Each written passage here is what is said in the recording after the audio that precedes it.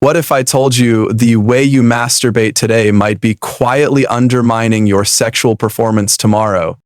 I'm Dr. Samuel Boyd. With over 3 decades of experience helping men overcome intimate challenges, I've walked alongside many who silently battle issues like premature ejaculation or erectile dysfunction, often without realizing how their daily routines may be contributing to the problem.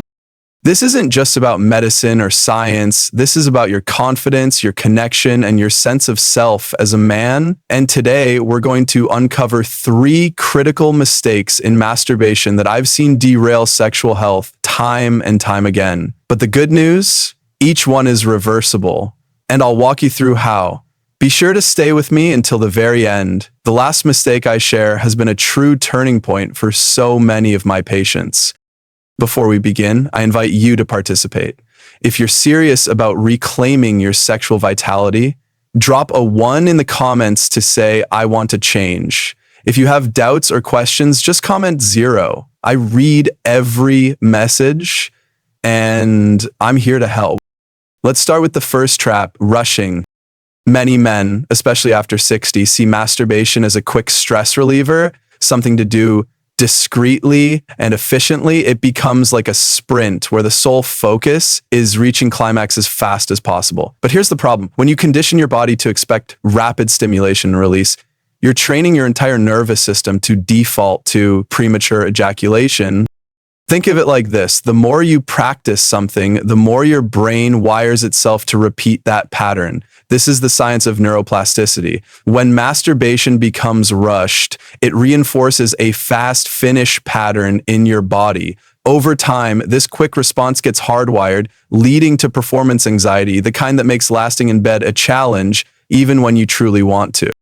I've had men in their late 60s and 70s tell me they feel frustrated and disconnected in intimate moments, not realizing they've trained themselves into this pattern. The solution? Turn that sprint into a slow and intentional journey. Instead of racing to the end, set aside 10 to 15 minutes to explore your body's reactions without pressure. Let yourself get close to climax. Then slow down. Breathe deeply. Shift the rhythm. This approach builds your sexual endurance, helping your brain learn how to delay ejaculation naturally. Over time, you'll find yourself gaining more control, and the panic around finishing too soon will start to fade.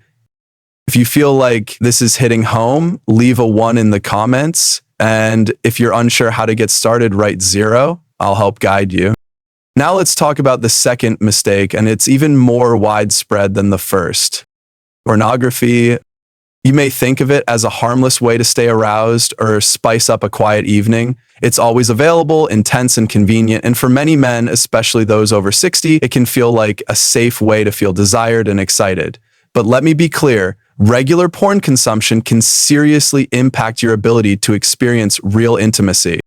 Over the years, I've seen more and more men experiencing porn-induced erectile dysfunction, a condition where the brain becomes so used to exaggerated, high-intensity visual stimuli that real-life encounters feel dull or fail to stimulate an erection.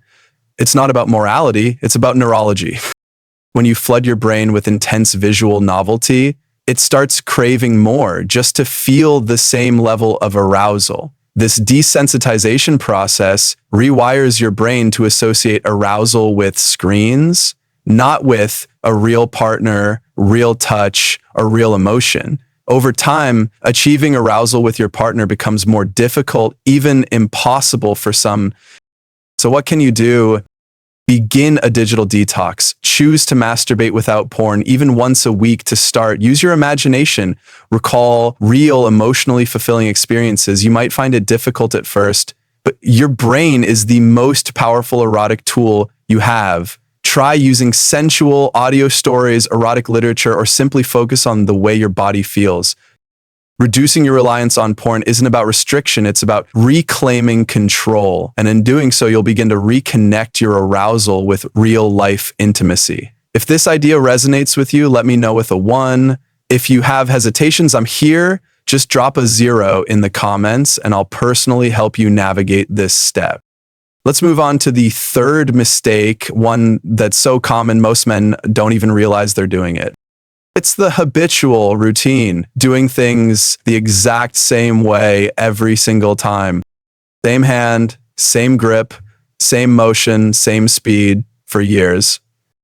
It feels safe, familiar, efficient, but this repetitive pattern creates what we call the death grip, a condition where the penis becomes accustomed to one specific type of intense stimulation, often much more pressure than partner sex ever provides.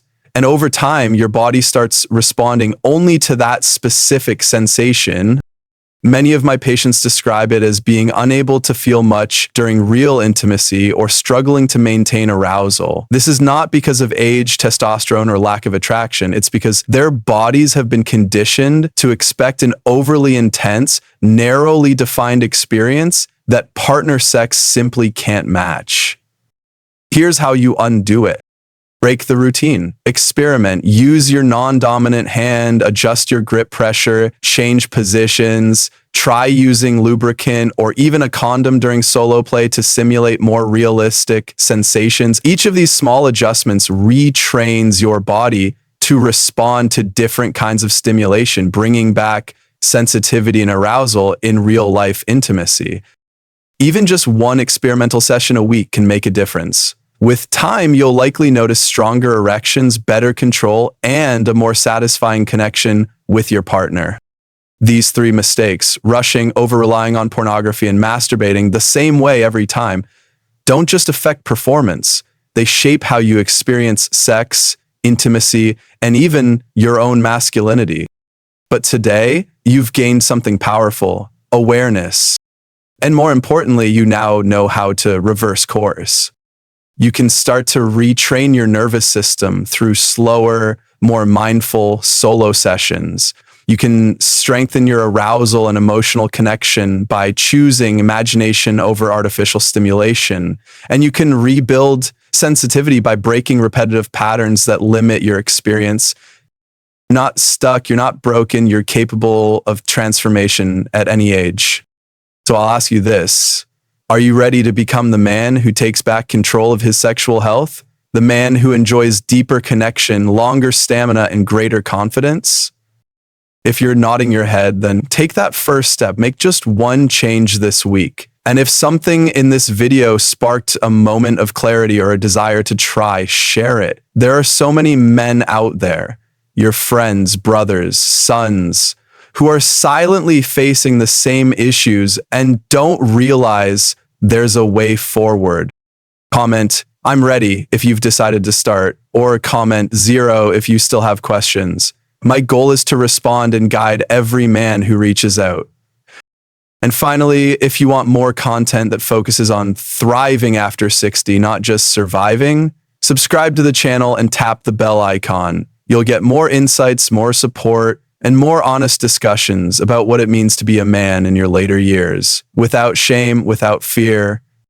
Because your best years aren't behind you, they're still unfolding, and I'm here to walk beside you